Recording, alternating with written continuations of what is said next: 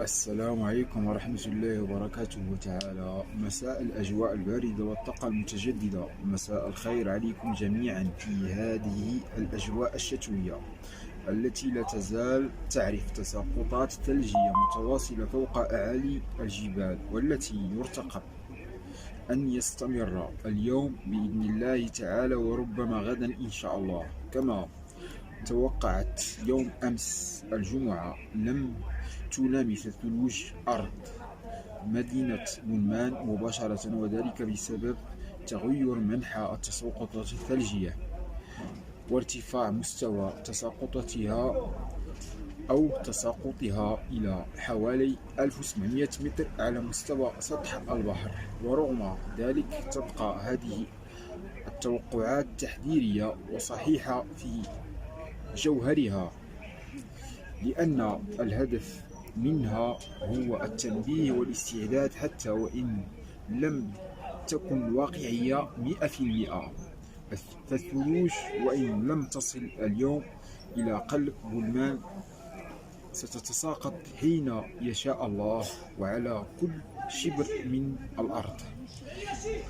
الأرض البلمانية. والله وحده أعلم بوقتها وخيرها. اللهم لك الحمد والشكر على هذه التساقطات المطرية والثلجية التي أنعشت أمل الفلاحين وأحيت الأرض بعد جفافها. نحن في فصل الشتاء والبرد قارس جدا، وكل الأيام القادمة تحمل خيرا للطبيعة ولكل من يعيش في أحضانها ويصبر على قسواتها. ومن هذا المنبر أجدد نصيحتي للجميع بضرورة التوخي الحيطة والحذر في الطريق أو في الطرق، لأن فصل الشتاء تعرف فيه حوادث السير ارتفاعا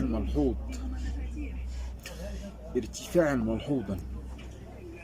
هذه نصيحة من أخوكم حفيظ المغامر، أتمنى أن تتقبلوها مني بكل محبة. والسلام عليكم جميعا، دمتم بحفظ الله ورعايته، وإلى أن أراكم في بث جديد إن شاء الله، وفي موضوع جديد إن شاء الله. دامت لكم الأفراح والسعادة.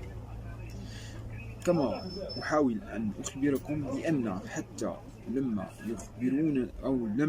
تخبرونا الأرصاد الجوية على 1800 متر على مستوى سطح البحر، إلا وأنها